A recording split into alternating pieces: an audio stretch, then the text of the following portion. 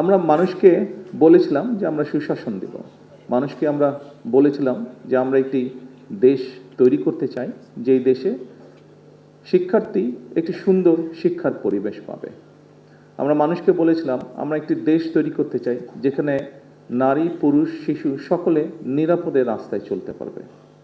আমরা মানুষকে যখন স্বৈরাচারের বিরুদ্ধে ফ্যাসিবাদের বিরুদ্ধে আমরা আন্দোলন করছিলাম তখন আমরা বলেছিলাম যে আমাদের উপরে যেরকম অত্যাচার নির্যাতন হচ্ছে, যেরকম গুম খুনের শিকার হচ্ছে রাজনৈতিক দলের নেতাকর্মীরা, আমরা চাই দেশে এমন একটি রাজনৈতিক পরিস্থিতি হোক যেখানে আমরা ডিবেট করব, কথা বলবো, কিন্তু এরকম পরিস্থিতি আমরা তৈরি হতে দেব না। এরকম অনেকগুলো আমরা কথা বলেছিলাম। সময়ের সাথে সাথে দেখা দেয় নিত্য নতুন প্রয়োজন, রেডি থাকতে হয় প্রতি মুহূর্ত। তাই এলো ইনোভার, যেন আপনি লাইফে থাকেন রেডি প্রতিদিন। Innova, designed for now. প্রিয় নেতৃবৃন্দ, যেই কথাটি বলছিলাম, যুদ্ধ একটি শেষ হয়েছে, এখন আরেকটি যুদ্ধ শুরু হয়েছে। কি সেই যুদ্ধ? সেই যুদ্ধটি হচ্ছে আমরা মানুষকে যে কমিটমেন্ট দিয়েছিলাম সেই কমিটমেন্টগুলোর বাস্তবায়ন করা। এবং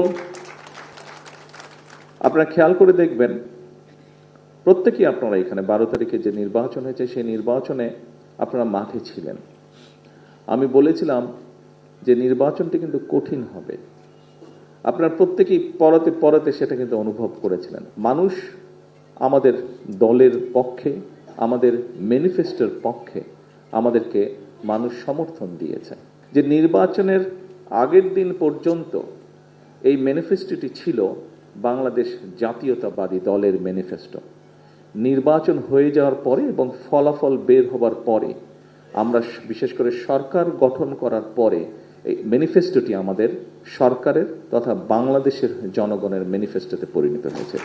কারণ 52% মানুষ যারা ভোট দিয়েছে, 52% মানুষ এই ম্যানিফেস্টোর পক্ষে রায় দিয়েছে। কাজেই প্রিয় নেতৃবৃন্দ, আমাদেরকে এখন এই ম্যানিফেস্টোতে আমরা যা যা বলেছি আমাদের সর্বোচ্চ দিয়ে সরকারকে চেষ্টা করতে হবে এই ম্যানিফেস্টোর বাস্তবায়ন করার জন্য। কিন্তু সরকারটি গঠন হয়েছে, আমরা কি বলি, বিএনপি সরকার বলি, কিন্তু তাই নয় কি?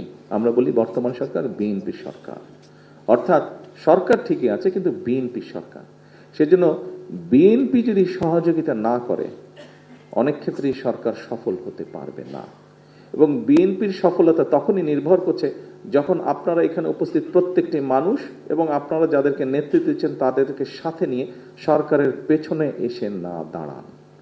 তা এর বাইরেই হলে আমরা সরকারকে কাঙ্ক্ষিত লক্ষ্যে নিয়ে যেতে পারব না। সেজন্যই উপস্থিত সকল নেতৃবৃন্দ, আপনাদের সহযোগিতা প্রয়োজন।